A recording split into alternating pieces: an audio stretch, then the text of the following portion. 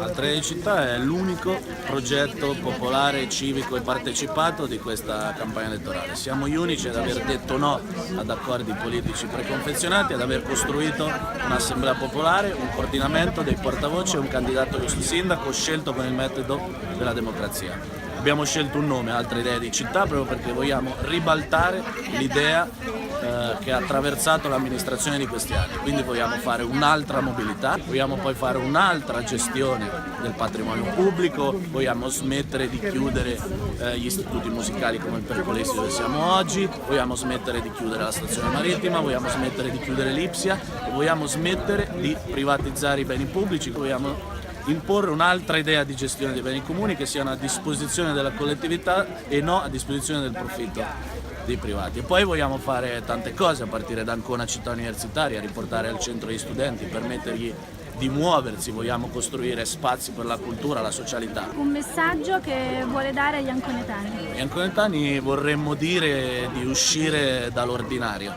di smettere di accontentarsi del meno peggio, di smettere di votare coalizioni preconfezionate con una spartizione dei posti già scelta.